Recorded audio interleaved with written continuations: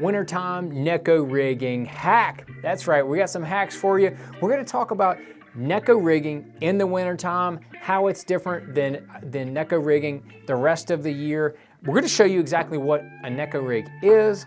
It's essentially a wacky worm that's weighted, so that's kind of what we're talking about, what we're looking at, but one of the best techniques for catching bass in the wintertime, and even all the way up into the spawn. And then when you get into the spawn, it's almost a little bit different. I think a wacky worm might almost be better around the spawn, but Neko rig working all the way up until the spawn from the wintertime. So let's get right into it. What is a Neko rig?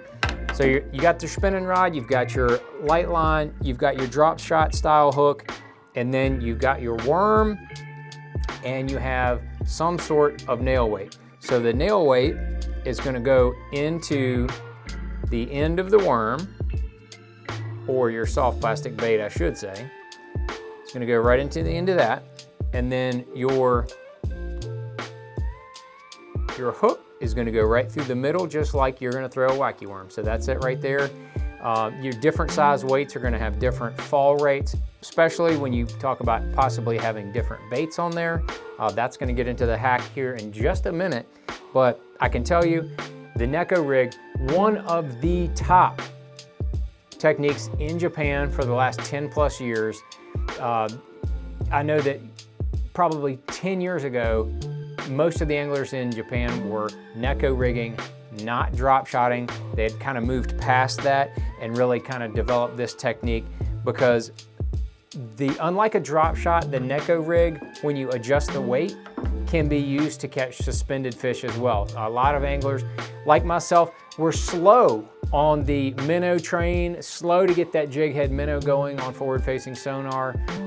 But if you're a little slow on that, Neko rig is right in your wheelhouse. It should be, because what this thing's gonna do is you throw it out there, it's gonna fall, and then when you pull it, the bait's gonna pull sideways like a wacky worm, and then it's gonna go back straight.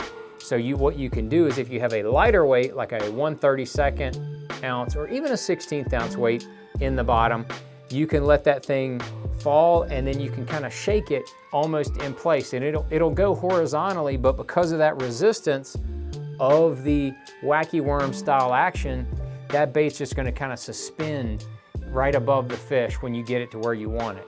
So I'm telling you this hack for the wintertime, because this is what I did at Lake Martin recently in a Bassmaster Elite Series event. I was focusing on specific brush piles that were leading into spawning pockets. I would find the kind of the premier brush pile, whether it was on a point or in a drain, leading into a spawning pocket.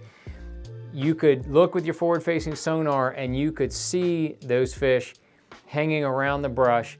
You would I was throwing this rig right here in a different color, and I was throwing it on a little bit more bait fish color, but if we had sunnier skies, green pumpkin is probably the best place to start with a Neko rig. I'll just start there.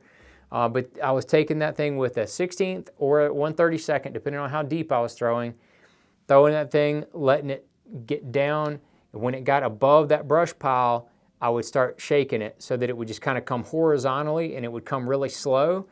Then you'd see those big dots come out of that brush pile, come up there, and if they would follow that Neko rig and not eat it, I would pull the bait past the brush pile, then let it fall to the bottom.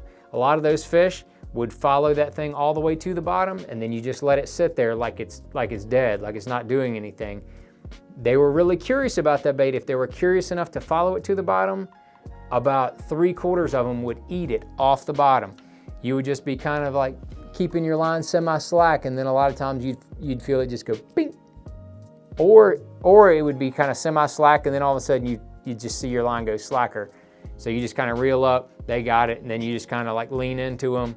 The whole deal is done. But that is one of the cool things about Neko rigging in the wintertime. So let's get into this hack action. This is a Missile Baits Spunk Shad and Goby Bite, one of my favorite colors. Great wintertime color. It's a great color for throwing on a jig head minnow, but you can also take this bad boy, put a 1/32 or 16th ounce weight. Instead of using a worm like the Quiver 4.5, you can use this bad boy right here. And there's all kind of different things that you can use to extend the life of your soft plastic. Whatever you want to try, whether it's the rings or the G-Crack has the ones that go through the bait, and then you hook it through the little hole in it. There's a number of different ones. I'm not going to say one's better than the other. Any of those ones sometimes may have hookup problems, like you may lose a fish or two here and there. Some of them you may not have any problems, but either way, or you can just hook it through the bait just like that. But you can Neko rig that bad boy right there, and then as you pull it, it's going to have that wacky rig action, but you're also going to get that bait fish profile and the bait fish color. So that might be a way to do it. But oh my God, look at this. The Freedom Flyer 425. This is something that's going to be coming out in more and more tackle boxes. Neko Rigging minnow style baits, especially ones that are set up properly, like the Freedom Flyer. Wait till we get more footage of that thing right there. That's going to be that's just like a little sneak peek of what's coming. But using minnow style baits that are properly set up, like the Spunk Shad is perfect for it. And obviously the Quiver was designed for Neko Rigging and for Tokyo Rigging. So this thing is absolutely money.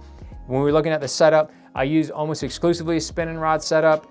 I use the Cash and Drop Shot rod, something at least 7 feet long, medium, fast type action. This is a 7'4" rod. It's counterbalanced, so it keeps that tip up for drop shotting or for Neko rigging.